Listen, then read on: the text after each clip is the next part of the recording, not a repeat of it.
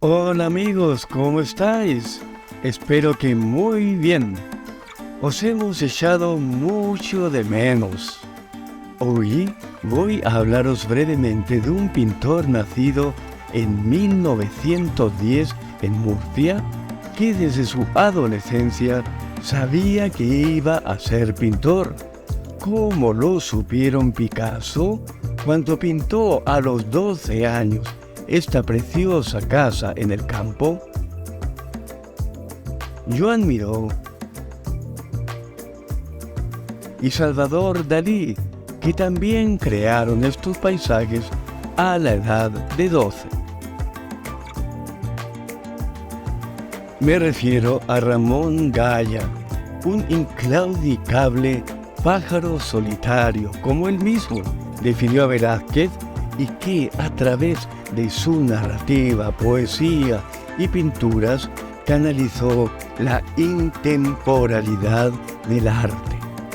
A los 12 años Gaya pintó al óleo sobre cartón este enigmático cuarto con una silla y ventana entreabierta que descubrí durante una reciente visita al museo dedicado a este gran artista en su ciudad natal. ¿Me acompañáis a un breve recorrido sobre la gran figura de Ramón Gaya? ¡Vamos a él!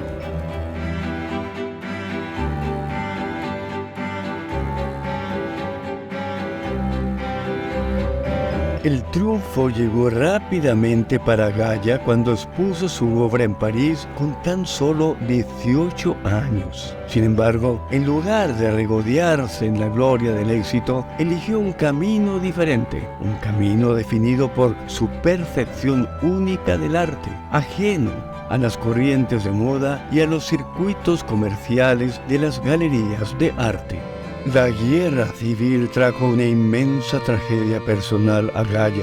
Sufrió la pérdida de su esposa, víctima del bombardeo de Figueras, irónicamente, casi al final de la guerra. Debido a su activa colaboración con la derrotada República, Gaya se ve obligado a exiliarse a México, dejando a su amada hija Alicia, de solo 2 años, en casa de su amigo, el pintor inglés Cristóbal Hall. En su marcha al exilio, Gaya pasó 16 días en un campo de concentración del Pirineo Oriental francés, del que salió para refugiarse en casa de Cristóbal Hall. Gaya retrata a su amigo Hall pintando sin paleta, poseído de un vigoroso afán creativo.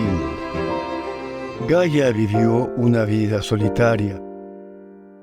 Ese arte intemporal que mencioné antes le ha elegido para que exprese a través de su pintura la inmanente belleza de la realidad.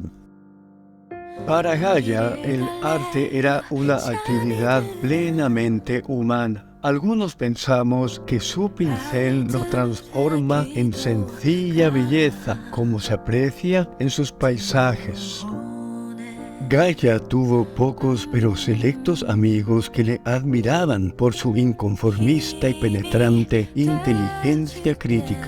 De entre ellos, elijo al poeta Luis Cernuda, otro solitario que, según Gaya, vivía solo acompañado de la sombra de una vida no vivida.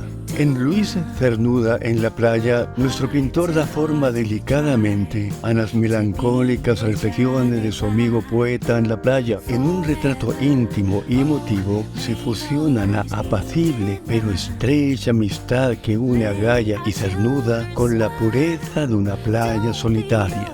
En Luis Cernuda frente al mar, a través de sueltas pinceladas y colores sombríos, Gaya recrea la melancolía de Luis Cernuda. El cielo borrascoso refleja su oscuridad sobre un mar sin olas que, como decía Cernuda, es un olvido, una canción o el labio de un amante. Amigas y amigos, espero que con esta breve introducción a Ramón Gaya haya conseguido animaros a profundizar en la vida y obra ejemplar de un hombre sincero, reflexivo y sensible que con su arte y escritura conmueve los sentidos e incita a reflexionar.